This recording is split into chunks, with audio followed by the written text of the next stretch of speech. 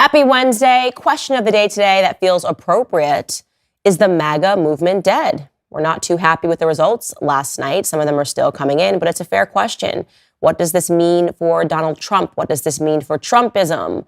Are your favorite conservative thinkers and influencers telling you the truth? Have they been telling you the truth? Have I been telling you the truth? Definitely about to. Plus, we'll be discussing a Canadian man who is claiming that assisted suicide is being pushed upon him by the hospital. I hate to say it, but I was right again. All right, I didn't actually hate to say that. I was right again. All that and more today on Candace Owens.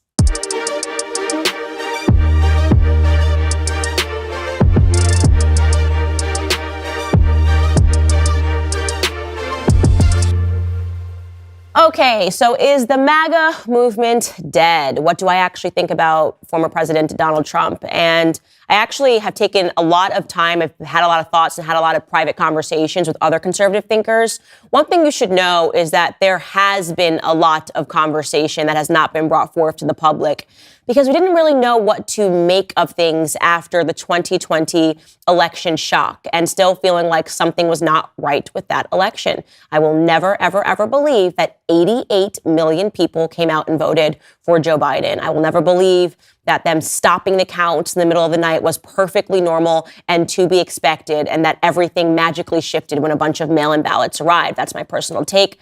I'm not changing it. Well, that's not the question or the conversation I want to have today. So in terms of my relationship with Donald Trump, you guys obviously know that I have been one of his most vocal supporters all throughout his presidency. He was a very big piece of my transformation from the left to the right. He's a big piece of my personal story and my personal awakening. And it wasn't Trump the man himself. Rather, it was he severed my belief in the mainstream media because they were not honest in their assessments of him. I was never going to be a person that voted for Trump until the media went very radical. And rather than saying he's not qualified in 2016, they said that he was a rapist and a sexist and a misogynist. And for me, that seemed like an overkill. And I thought to myself, okay, he can't be all of these things magically. He's been in the public sphere for a very long time. I began to sort of look beneath the surface and was shocked at what I found. I discovered that the mainstream media does routinely lie to us. In fact, not routinely. They are basically always lying to us to protect their own interests. So I was a vocal supporter of Trump, and I was hopeful that Black America could see through the lies that the mainstream media was putting upon them, trying to make us believe that he was a racist. And Brexit then came out of that. And so I'm very grateful for Donald Trump, and I'm very grateful that he was president of the United States. And I've been honored that I've been able to be on stage and honor him as the then president when he was the sitting president. Something toward the end of his presidency, I think, shifted. And it wasn't necessarily his fault. Obviously, COVID was a scam that was put upon the entire world. And I was a vocal critic of the COVID era. I was the first, and I stayed consistently. I really was the only in the beginning that thought that there was something fishy about the lockdowns. I vocally critiqued Trump and said that it was the wrong move for him as a sitting president to go through with a federal shutdown. Don't forget, he shut down. There was a federal shutdown for 2 weeks. And I understand that there was a lot of pressure on him. So I'm not saying this as, oh, how could he have possibly done this? When the entire world is telling you that there's a new virus and that virus can potentially kill everybody, which is what the mainstream media was saying, and that was being reinforced by Big Pharma and the quote unquote experts. It's very easy for me to sit back on my Twitter account as I did and say, do not shut down the government. Easier said than done when you're in that position and potentially dealing with the idea that a decision that you could make could lead to an incredible amount of human loss. But I did say it, and I remember at the time I was talking to other conservatives. You know, we all know each other, prominent conservatives, and they would say, I really agree with you on this, but, you know, we have to stand by Trump's side at this time. And I sort of thought to myself, I agree with the sentiment of that. I agree that when one of us goes through something, it is good for us to be silent sometimes and to let it pass, because it's not easy being in the public space, especially as Donald Trump was as the president of the United States. But another element was like, wait a minute, I'm America first. And that's why I decided to speak out early, because the implications to me were that if Trump shut down the government for 2 weeks, if it was a Republican president that did that first, then when the left came into power, because of course Republicans were not going to have power forever, they would always be able to look back and say, well, you guys did it first. So now it is totally acceptable that the federal government is assuming the power and the right to shut down businesses. I do not believe that the federal government, or any government, by the way, ever has the right to tell us that we can get up in the morning and go out to work. They ever have the right to shut down our businesses and to say that you don't have a right to earn a living. I am just so fundamentally opposed to that, and I spoke out against it. Then came, of course, me speaking out against the vaccines. My stance has been very clear on vaccines from the beginning.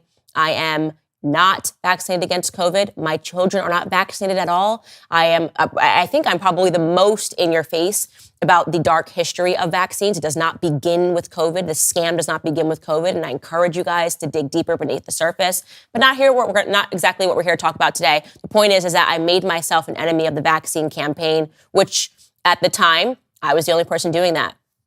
Fast forward to this show and me having an opportunity to sit down with Trump in 2021, and I talked to him about the vaccine. I wanted to have this conversation with him and to see exactly what it was that he was thinking. And I want you to listen to that clip from our previous interview. Here it is.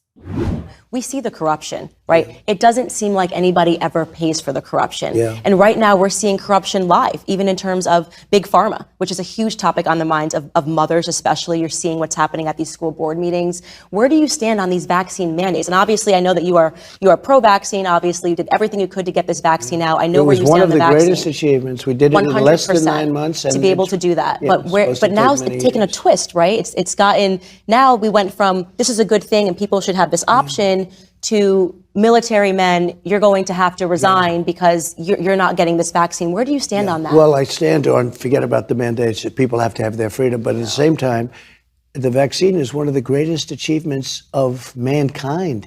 We would have had a 1917, remember the Spanish flu, killed perhaps 100 million people. Actually, it ended the First World War because the soldiers were so, a lot of people don't know that. The soldiers got so sick.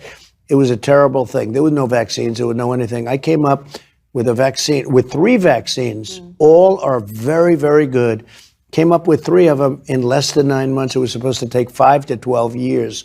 And yet more people have died under COVID this year, by the way, under Joe Biden, than under you. And more people took the vaccine this year. So people are questioning how... Well, no, the vaccine worked, but some people aren't taking it. The ones that get very sick and go to the hospital are the ones that don't take the vaccine.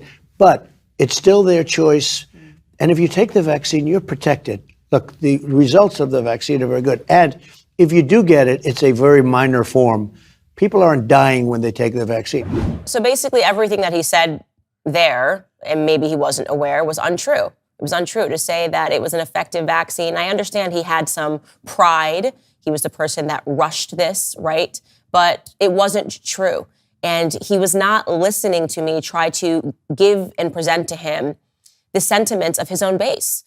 The base was feeling this way. The base was feeling like this vaccine was rushed. We don't know whether or not this vaccine works. We now know that it didn't work at all to make you immune. And why can't Trump understand that we are feeling that big pharma is taking over our country? Instead, he took an opportunity to say, but I gave you the vaccines and it's great because I gave it to you. So naturally, when this interview dropped, the regime media took a hold of it and said, even Trump says, go get your vaccine. Exactly what his base feared, right? Them trying to assert more power and more control. He just again endorsed, even though I gave him an opportunity to say, no, you know what? Everyone should have a right to decide what they want to do and maybe to add some clarity to the fact that he wasn't exactly sure, but he had to trust people. But nope, the regime seized on this moment and it went viral. So viral, in fact, that the then press secretary Jen Psaki tweeted, just going to echo former Trump here on the safety and efficacy of the vaccines. Merry Christmas Eve, go get boosted. So imagine that they're using Trump against his own base in that moment to say, go get your vaccines. Even your king, that was kind of her. She's being tongue-in-cheek here, obviously. Even your king says it's great and all of you guys are dumb if you don't get it. Naturally, having seen this, the Trump base was very upset. In fact, I started getting inundated. This was trending on Twitter at the time. I started getting inundated with people that were essentially saying to me, Candace, Trump has turned his back on us. Trump is now shilling for big pharma. Trump is probably getting kickbacks at one point, they were saying. He's probably getting kickbacks from Pfizer or Moderna. That's the only reason he would possibly be ignoring everyone that's speaking out and saying that they're being injured from the vaccine, people that are saying that they're going to lose their jobs, going to lose their livelihood. He has sold us out. And me being faithful to Trump said, let me do a live Instagram to explain to them my honest sentiments about this interview. Because the truth is I do not think that Trump sold out his base for vaccines. I think that that's a ridiculous assessment. I thought that was a ridiculous assessment. And my truer belief was simply that for whatever reason, people from the older generation, everyone I spoke to, no matter how far red they were, deep red they were, about above the age of 60, they all just got their vaccines and said vaccines are great, right? And they're from a different time, right? Where I feel that the media successfully campaigned for that generation to believe that all vaccines are good, no matter how many of them that you get. I said this on my Instagram live. Here's what I said verbatim. And he believes that because he comes from a generation, like people, you oftentimes forget like how old Trump is. He comes from a generation. I've seen other people that are older have the exact same perspective. Like they came from a time before TV, before internet, before being able to conduct their independent research, and everything that they read in a newspaper that was pitched to them, like they believed that that was a reality. And one of those things was, this push for vaccines and believing that people were going to die without vaccines. And so I believe that his support of the vaccine is genuine and it's not based in any corruption at all. I think he actually believes those things. And people that are saying, how is he ignoring all the people that are being injured? And, people are sending Rumble videos and all of these, websites, obscure websites. I believe also that he only reads the mainstream media news.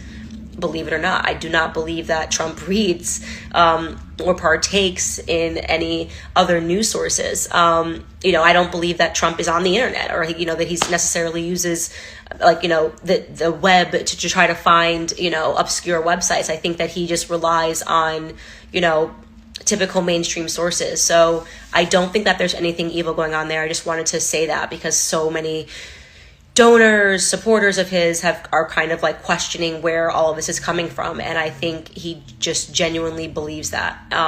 And he needs to sit down and, have a full conversation with someone.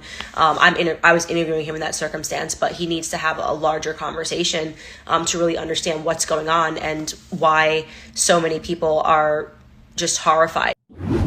So there it is. I gave my honest assessment there, and that was my attempt to defend him against people that believe that he had sold out, and I stand by that assessment. I believe that because Trump is 70 years old, he does not get his information from Reddit. He is not getting his information from sources that are not mainstreamed.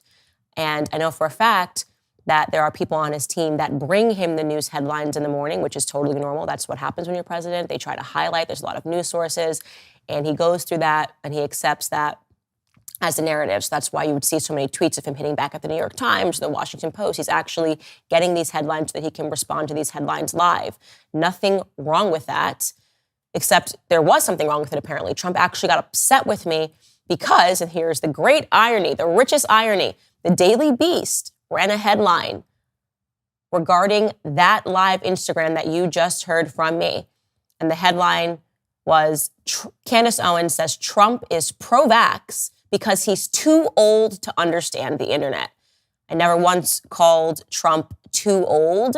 I never once said that Trump could not understand the internet. And yet somehow he got that information and believed it to be true. He thought that I said that he was too old and that he couldn't understand the internet and did not quite get the information that actually what I was saying was a defense of him so that his supporters would still believe in him. Not only was he just mad, by the way, he then, during a golf session with some mutual friends of ours, had a person next to him who was egging this on, saying to Trump, and I know this because, again, this is a mutual friend, aren't you mad at Candace? Aren't you mad at Candace? Aren't you mad at Candace? And eventually he was like, yeah, I'm so mad at Candace. I'm so mad at Candace. And this got back to me that he was upset with me, that he was angry at me. And the next time that I saw him, he was quite rude to me. He was actually rude to me. I'm telling you this personal story because I think it is something that made me, for the first time, question him as a person. So you have an individual that spent years defending you, right? And that individual gave you a completely kind and fair interview. You said something yourself that your base didn't like, and you somehow transformed that into something that I did wrong. That's unacceptable. That is not being a leader. That is not owning things that you did wrong. That is not owning that you misunderstood something about your base. That's not growing. That's not developing. In fact, he should have tried to understand why the base was so upset with him, which would have led into the fact that his base is not pro-COVID vaccine. It's that simple. I understood that. I could have told him that.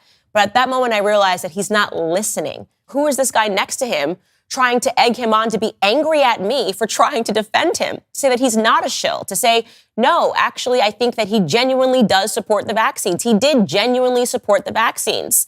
So all of this going on made me, again, question him if he was becoming too angry, which is to say that when Trump went into the election in 2016, he was having fun. Right? He was naming people, giving them fun names, enjoying the base, having a good time. I would even say in 2020, you could feel the energy. It was electric. I think after the 2020 election, and because of the shock of all the things that happened and the answers that we never really feel that we got, this like sinking realization that we might be actually losing our country, I think that it pushed him into an angry space where he doesn't trust anybody, where he doesn't listen to anybody, where he's almost likely to believe that everybody's trying to turn their back on him and stab him in the back. And again, I don't believe that that's leadership, but I never spoke on that because I thought to myself, I think that that's a lot of ego that Trump is having right now, but maybe I'm being egotistical. Maybe me even speaking out about this is me being offended and butthurt that he was so rude to me. He was so rude to me on the basis of what he said.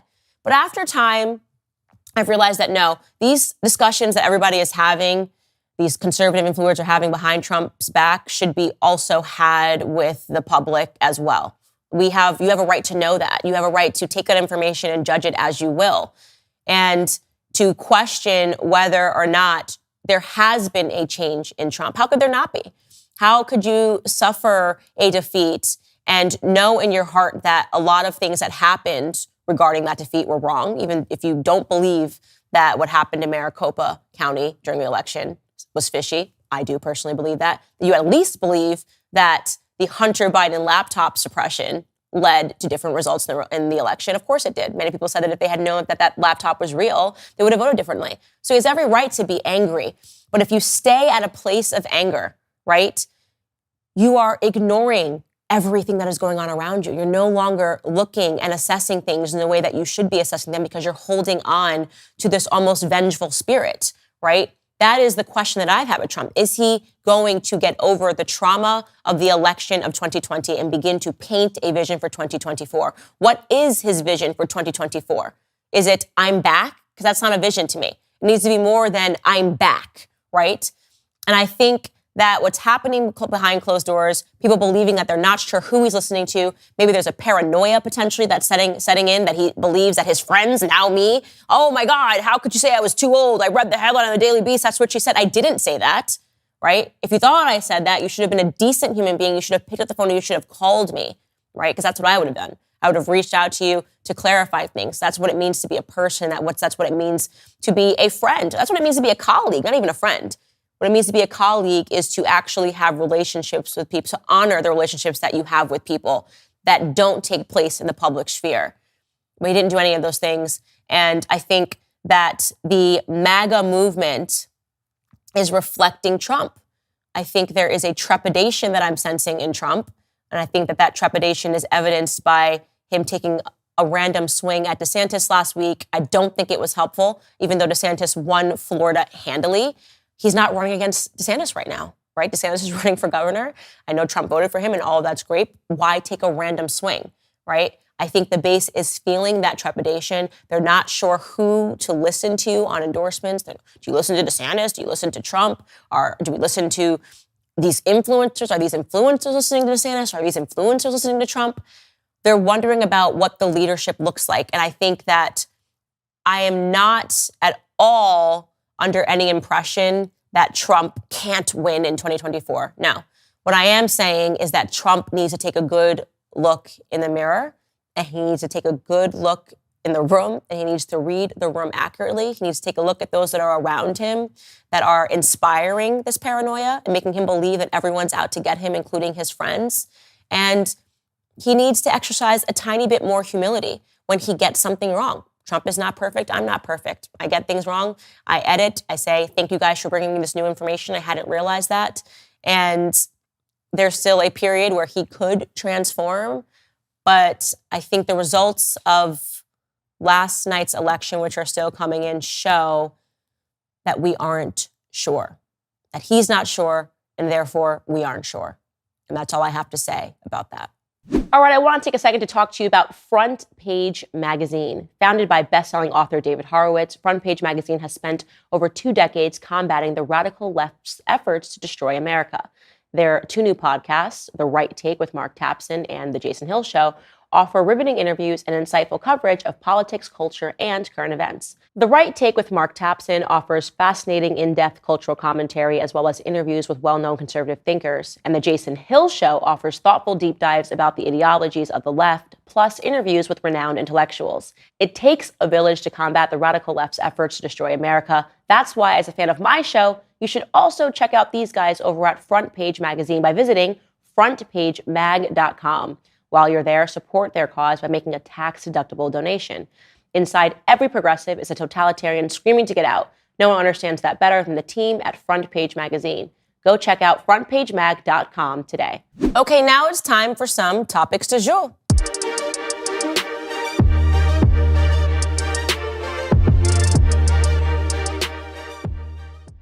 First thing, I made a slight mistake yesterday that I wanted to clarify. I was covering the Katy Perry story of her voting for Rick Caruso, and I said that she voted Republican.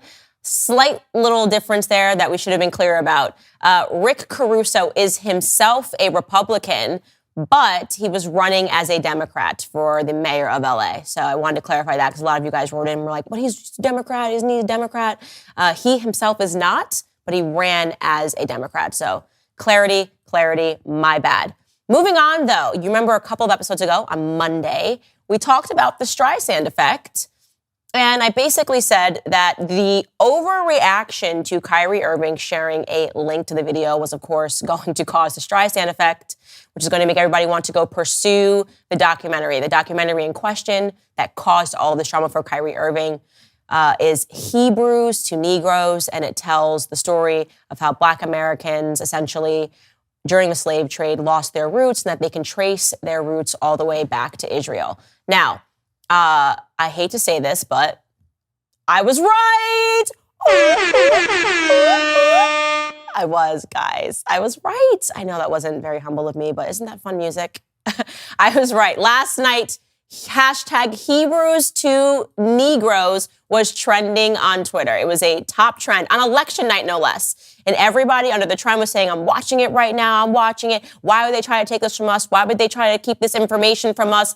And that is what happens when you over-censor information. It was never necessary to attack Kyrie Irving, even if you felt that the information in this documentary was bad. And there are plenty of people that have spoken up and said that.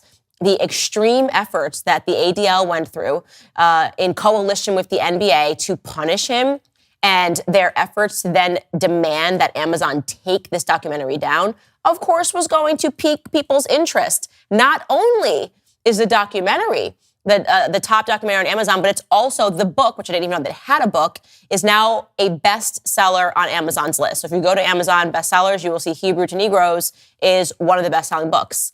And what I like about this story is because you know how I feel about free speech. I think that people have a right to be wrong. People have a right to take in information. People have a right to read whatever they want. Little reminder, if you actually go on Amazon right now, you can order and read Mein Kampf. It is not an endorsement of Adolf Hitler to read a historical textbook. It just is not, right? And the idea that we should be censoring all of this information and no one should see it because it hurts some group of people, to me, does not gel well with our First Amendment rights. Amazon still not in trouble. Don't know how Kyrie Irving's entire life is on the line, but nobody is talking about Amazon, but they are making a ton of money. So Kyrie Irving is losing money and Amazon is making tons of money. Think about that for a second. In the same category of the Streisand effect, you guys know Steven Crowder essentially kicked off of YouTube, had a very huge channel on YouTube, and they just started hitting his account over and over again. He eventually left and went on to Rumble, right? YouTube. We're big bag YouTube. We can censor and tell you what's good and what's not. Steven Crowder is a white supremacist, and we say that's true, so it must be true, and we're going to kick him off of YouTube. Well, guess what? Steven Crowder last night was also trending because he ran excellent election night coverage. The Daily Wire was a part of that. We, the whole gang, me, Ben, Michael, Matt, Andrew, joined his show for part of the segment. 300,000 live viewers and more, like 350,000 live viewers at one point, and this trend took over. And do you want to know why people went to follow him to Rumble? Because his content is good, and you can't just tell people, you can't just use the name game and say, oh, well, he's a white supremacist, and so therefore don't look at him. We can tell you what's good and what's bad, right? Actually, Steven Crowder is hysterical. He had us all laughing hysterically last night. He's a wonderful entertainer, and people now followed him where he went. There you guys go. Stop censoring people, or you will always end up with the Streisand effect. If you don't like someone, oh well. If you don't like something, oh well. Say you don't like it. That's your freedom of speech. Other people are also allowed to consume whatever information they want to consume. I want to jump into this next story because I got such a chuckle yesterday. Yesterday was a bit of a stressful day, crazy, it's election day.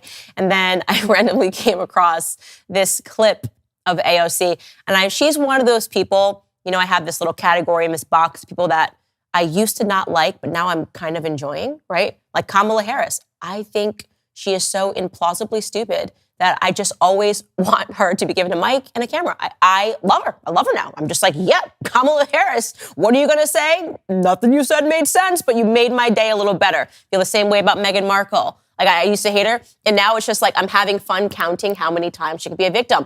AOC, kind of liking her because she just says things that are just like, what, man? She did a live on Instagram, and she offered an apology.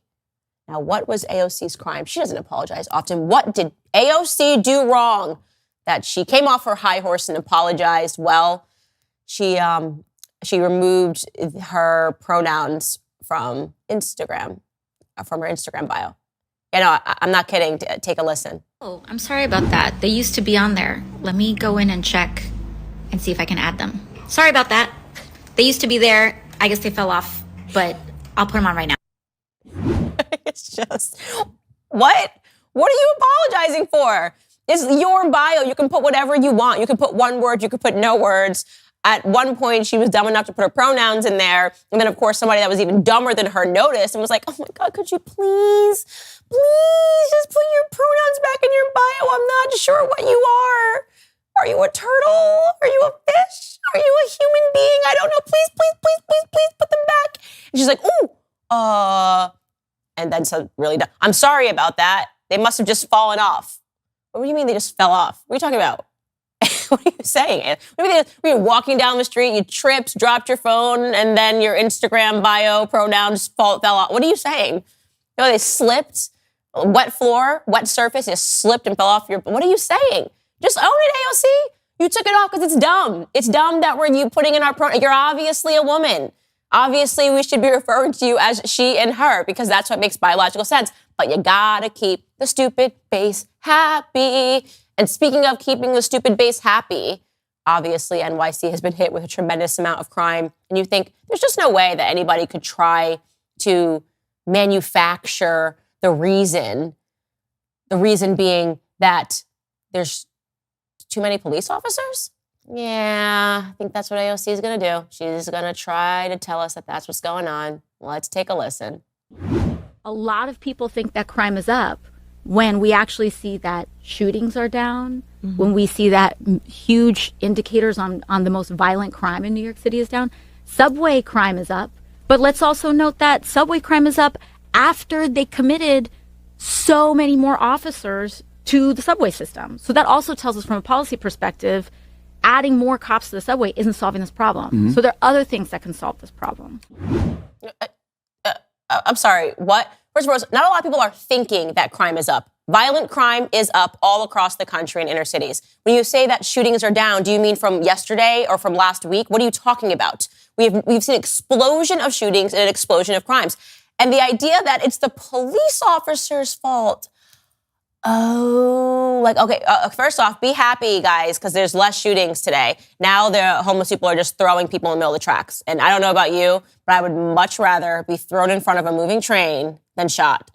Because, no, actually, I wouldn't. I would have a chance of surviving if I was shot. Probably a 0% chance of surviving if I'm randomly thrown into the middle of the tracks by a crazy person. Now, if by chance I am in the subway and I'm about to be thrown in front of the tracks by a crazy person, I would sure hope there was a police officer there that could maybe stop this process, maybe stop this crazy person from throwing me in the middle of the streets. But no.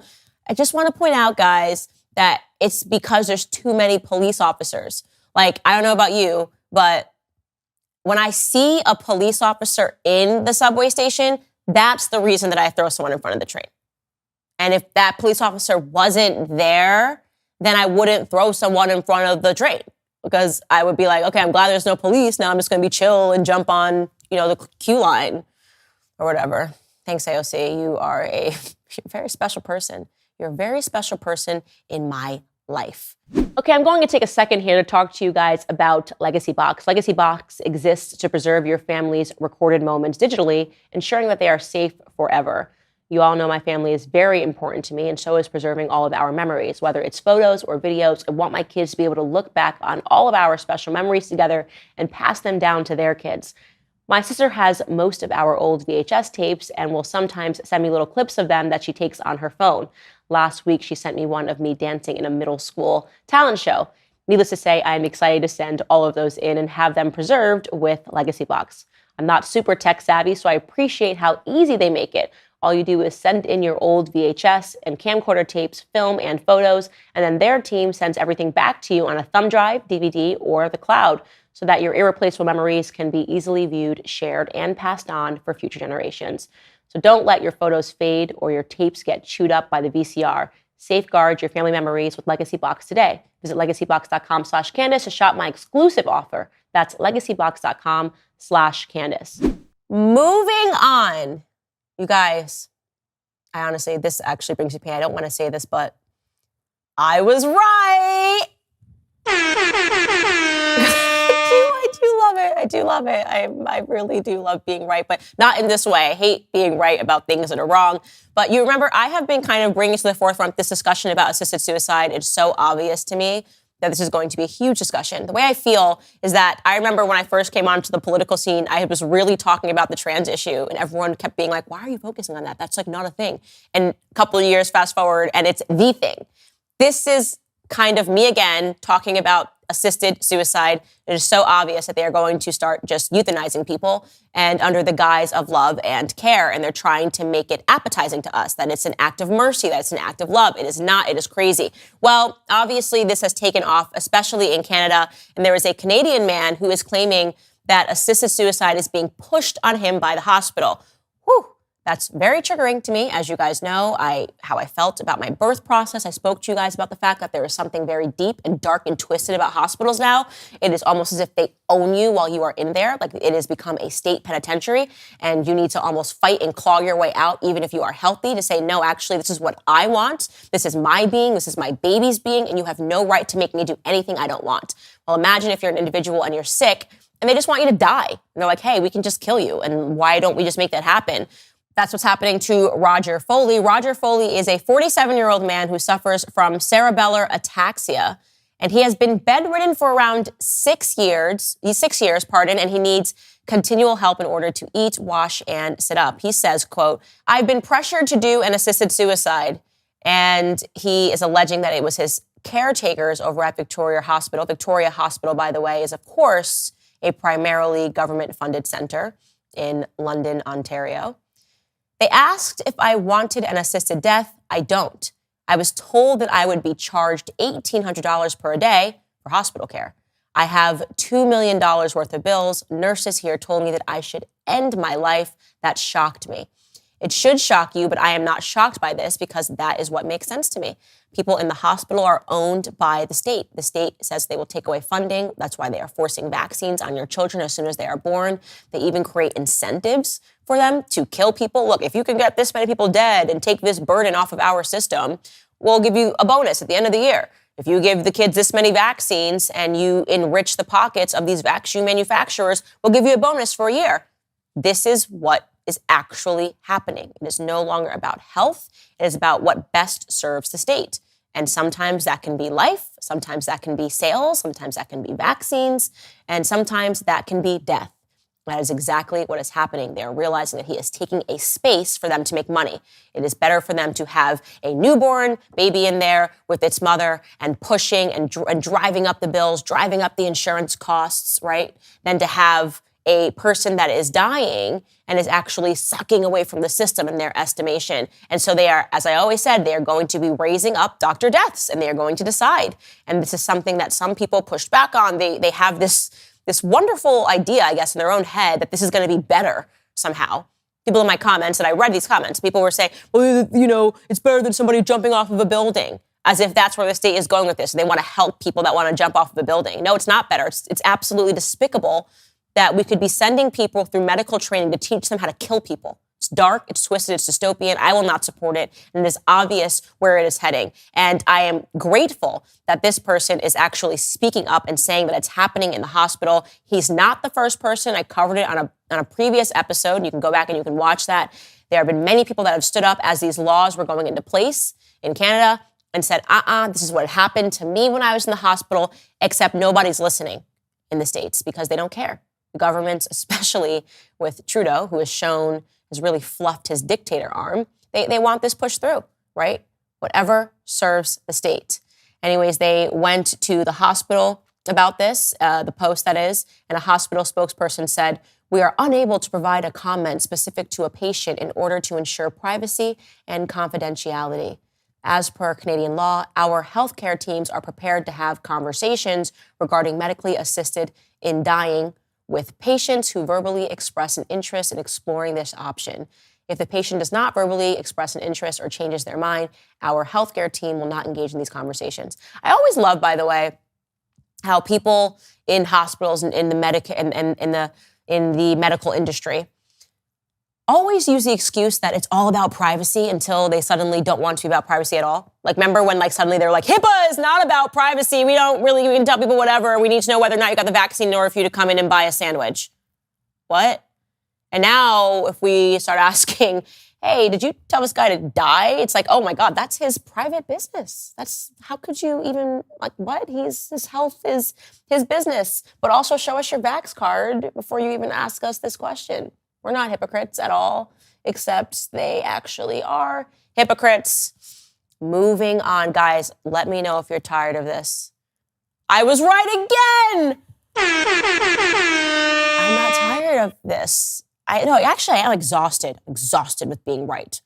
Remember, guys, one of your favorite episodes of the podcast was when we talked about pornography, not because the podcast itself was pornography or pornographic in any way, but I was talking about how it is very clear to me that our society is moving toward incest, that is the new thing. It's going to be a part of the LGBTQ community very soon. They're going to get a letter I think they already have one. I think they have all the letters. They're going to get a second I, so it's going to be LGBTQIA, and the I is going to be for incest. And they're going to start saying that is just a choice, and it's a good thing for us to be incestuous. The marketing with the Kardashians I've talked about, they're selling lipstick, and they're boob to boob, butt to butt. Heidi Klum did an incestuous shoot with her just turned 18-year-old daughter. It's like you just should never be posed and half naked with your family members like this at all, but we don't even realize that it's weird. And then I talked to you guys about how the number one category that trends on Pornhub, which I believe that categories are being set,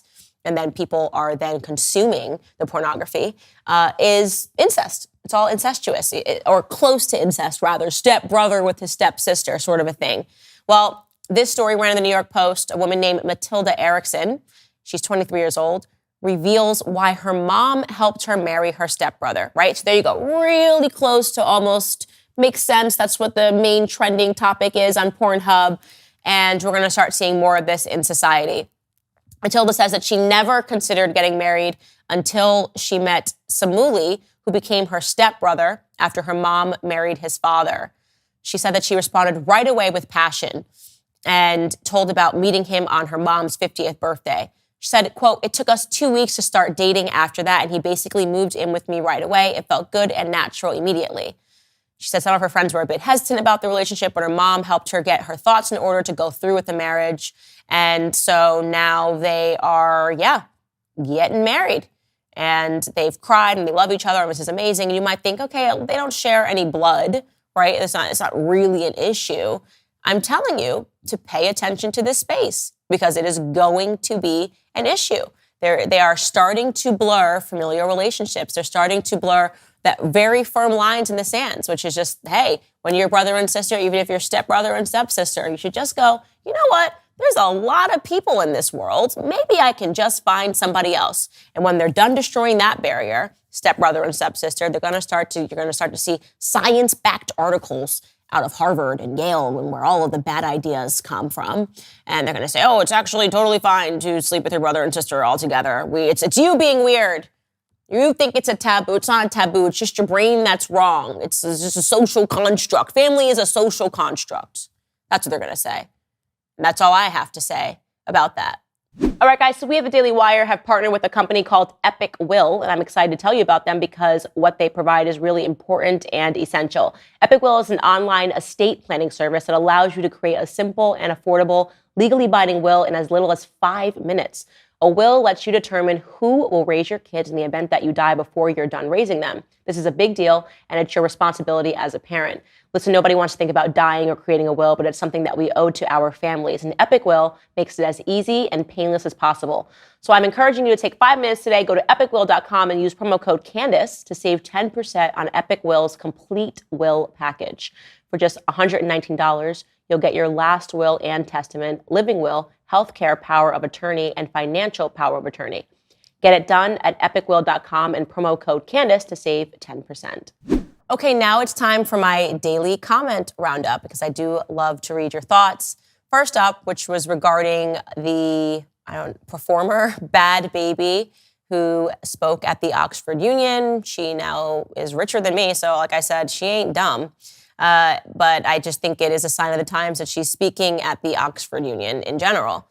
This commenter named Addie says, as much as I don't want to admit it, she has actually done a lot of good with that money. She may not be interested in college herself, but she knows education is important. She is offering full ride scholarships to accredited trade schools, which is amazing because there was a decline in skilled labor and not many trade schools offer scholarships. So she's making an actual difference for the average person. The fact is we need money to make a difference. Bad Barbie has the money and she's out here making a difference more than I could. I like that comment. I agree with that. I said no ill will. You know, I honestly was just questioning the institution for inviting her to something that is so serious as an Oxford Union. There's nothing to be debated. There's no intellect behind this. It's not like she made it to the top because of her thoughts. She literally got naked on the internet. She started an OnlyFans account. And there were a bunch of perverts who wanted to see her naked, and she became very wealthy. Again, not her fault. As I said earlier, I'm glad that she's doing something great with that money, but I was offering that more as a commentary on the society that we live in, more than trying to degrade her as an individual. The next comment is regarding yesterday I covered the able-bodied Norwegian man who identifies as a disabled woman. This person, Montana girl, says, my husband is quadriplegic. He has worked his butt off through decades of paralysis to build a career and support our family. We've had 3 children along the way. He is my hero, and he has overcome so many obstacles, financial, accessibility related, physical, people underestimating him. This kind of thing is such a slap in the face and cannot be tolerated. We have paid for plenty of medical equipment out of pocket so he could stay healthy and safe. Yet this guy got his wheelchair for free. You're absolutely correct. It should not be tolerated. Neither should the fact that this person is saying that they're a woman. It's a slap in the face to women. We have very real struggles as women that we go through, experiences that connect women to one another. And to laugh in our faces and allow a man to wear a costume and say, well, me too, I'm a girl now, what's up, is insulting.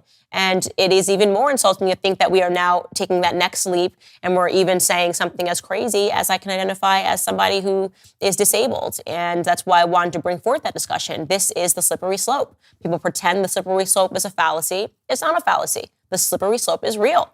And we observe that truth every single day. Every single day, we are getting a confirmation that nobody's being crazy. The slope is ever, ever slippery, and we are going down it. Final comment is from Robert Mena regarding Ye in the Jewish community.